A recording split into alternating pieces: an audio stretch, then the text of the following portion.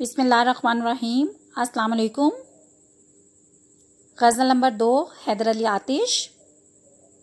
آج ہم آتش کی غزل نمبر 2 پڑھیں گے۔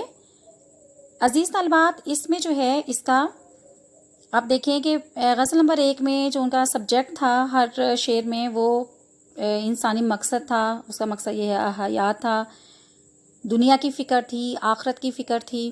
اور جو غزل نمبر 2 جو ہے وہ اس میں جو ہے آپ آتش کو ایک نئے روپ میں، یعنی روایتی شاعری میں جو ایک عاشق اور محبوب کی بات ہوتی ہے، وہ آپ کو اس میں نظر آئے گی۔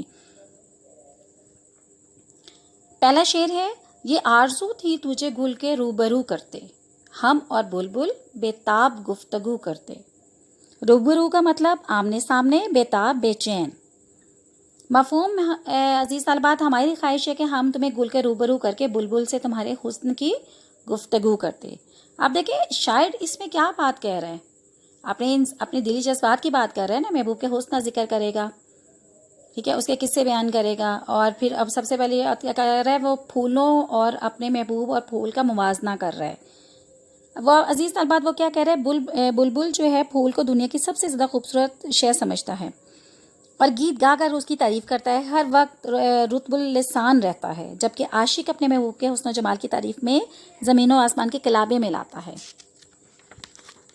اب آتش اس میں کیا کہہ رہے ہیں کہ مزہ تو تب ہے کہ میں اور بلبل اپنے اپنے محبوب کو آمنے سامنے لا بیٹھاتے اور پھر دونوں اپنے اپنے محبوب کے حسن کے حوالے سے مدلل گفتگو کرتے، یعنی بہت تفصیل کے ساتھ گفتگو کرتے۔ تو بلبل کو قائل ہونا پڑتا کہ میرا محبوب زیادہ حسین ہے اور میری بے قراری اس کی بے چینی سے زیادہ ہے۔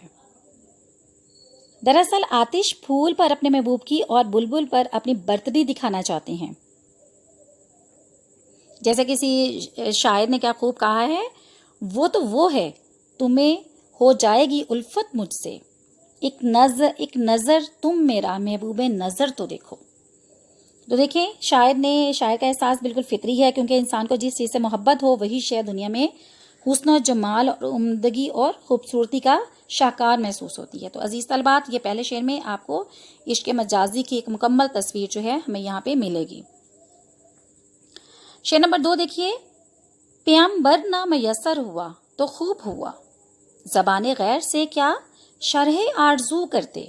آپ پیامبر کا مطلب عزیز طالبات قاصد ہے، یعنی پیغام پہنچانے والا۔ میسر ہونا، مل جانا، زبان غیر دوستوں کی زبان سے۔ شرح آرزو کا مطلب خواہش کی تفصیل ہے یا تمنا کی آپ جو بھی وضاحت کرتے ہیں۔ مفہوم کیا ہے اس کا، ہمیں اگر پیامبر میسر نہ ہوا تو خوب ہی ہوا، بھلا ہم غیر کی زبان سے کیا شرح آرزو کرتے۔ اب اس میں دیکھیں پیامبر اور قاصد کے جو ہے اردو شاعری میں، کلاسیکی شاعری میں ہمیں بہت بیجا ہر شاعر کے ہاں ہمیں تقریباً ملتے ہیں، جس میں وہ اپنے دلی جذبات کے لیے محبوب کو جو ہے وہ قاصد کے ہاتھ پیغام بن جاتا ہے۔ لیکن یہاں پہ جو ہے وہ حیدر علی آتش کہتے ہیں کہ اچھا ہی ہوا۔ ایک تو وہ تھا کہ پہلے وہ ان کی دل میں جو ایک تمنا اور خواہش تھی کہ میری بات جو ہے محبوب تک پہنچ جائے، لیکن اگر ان کو وہ تمنا اور خواہش ان کی پوری نہیں ہوتی تو پھر وہ کیا کرتے ہیں، وہ کہتے ہیں اچھا ہی ہوا ایسا نہیں ہوا، کیونکہ جو بات میں خود اپنے روبرو اپنے محبوب سے کر سکتا ہوں کوئی دوسرا نہیں کر سکتا۔ اردو شاعری میں پیامبر اور مقاصد کا مضمون بہت پرانا ہے، جسے اردو غزل کے ہر کلاسیکی شاعر نے اپنے اپنے انداز سے باندھا ہے۔ اب جیسے مرزا غالب کہتے ہیں، قاصد کے آتے آتے خط ایک اور لکھ رکھوں، میں جانتا ہوں وہ لکھیں گے میں جانتا ہوں جو وہ لکھیں گے جواب میں۔ لیکن آتش کا مضمون ان سب سے نرالا ہے۔ یہاں شاعر اپنے دل کی تمنا اور آرزو یعنی اظہار محبت اور وصال کے لیے بے تابی بے قراری کا پیغام محبوب تک پہنچانے کا کیا ہے، خواہش مند ہے، تمنا ہے کہ میری بات کس تک پہنچ جائے، محبوب تک پہنچ جائے، اور اسے ایک ایسے قاصد کی ضرورت ہے جو اس کا پیام اور جذبات محبوب تک پہنچا سکے۔ پیامبر نہ آیا تو عاشق کی سوچ بدل گئی۔ وہ کہہ رہا ہے کہ اگر پیامبر میسر نہیں آیا تو یہ بات ٹھیک ہے، کیونکہ دوسروں کی زبان بھلا میرے دل کے جذبات کی کیسے عکاسی کر سکتی تھی، یا میرے دلی جذبات کے خیالات کی ترجمانی کیسے کر سکتی تھی۔ دل کی گہرائیوں سے اٹھنے والی آرزو کا اظہار بعض اوقات الفاظ کا محتاج بھی نہیں ہوتا، بلکہ جسمانی حالت اور نظریں جو ہیں وہ بعض دفعہ آپ کی بات کو دوسرے تک پہنچا دیتے ہیں۔ बहरहाल आतिश क्या कह रहे हैं इसमें, क्या उनका मौक़िफ़ क्या है कि इस कासिद के ना मिलने की ख्वाहिश जो है खुशगवार पहलू पर इत्मीनान का इजहार करते हुए हमें नजर आते हैं इस शेर में। शेर नंबर 3 देखिए अजीज तलबात, मेरी तरह से महो महर भी हैं आवारा, किसी हबीब की ये भी हैं जुस्तजू करते।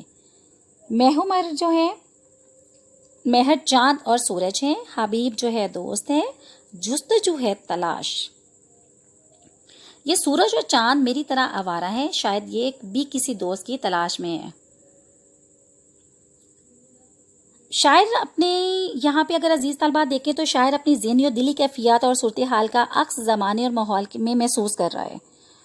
चूँकि वो महबूब से वसाल के लिए सरगर्दा रहता है, कूचा जाना का तवाफ़ ही उसका वतीरा होता है और ममूल है, इसलिए वो क्या करता है, वो फितरत के दीगर मज़ाहिर को भी उस निगाह से देखता है और कह रहा है कि शायद ये चाँद और सूरज जो अपनी फितरी गर्दिश में मसरूफ़ हैं तो उनको भी अपने महबूब की तलाश है।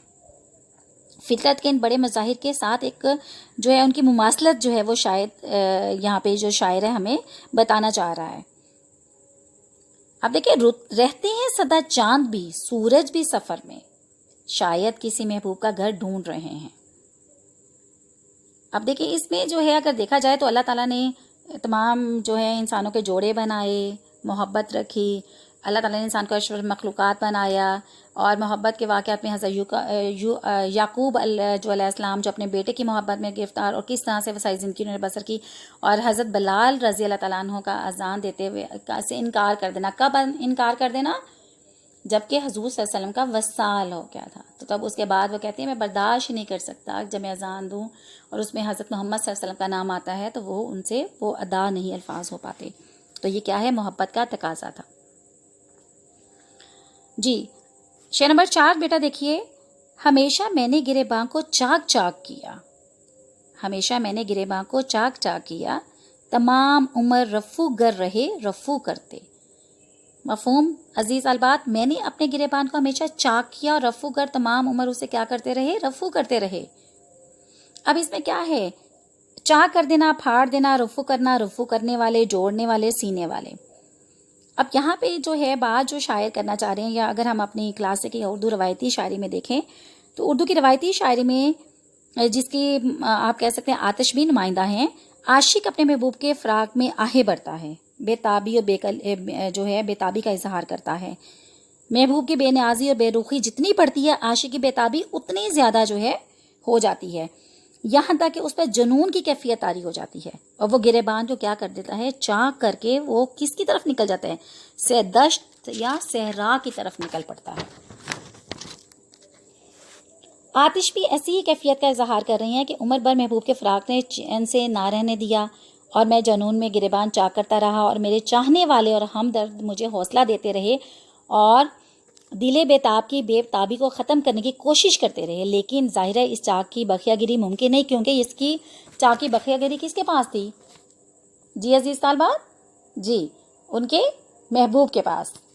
और महबूब क्या है रवायती शायरी में, नाज नखरे करने वाला, बेवफा, जो कि जवाब जो है बेवफाई में देगा, उसको तड़पाएगा, उसकी जो है उसकी बात नहीं सुनेगा। दरअसल शायर महबूब के फ़राक में दिली कैफियत का इजहार कर रहे हैं। चाक और रफ़ू की तकरार ने शेर की मौसीकियत और हुस्न में क्या कर दिया है, इजाफा किया है।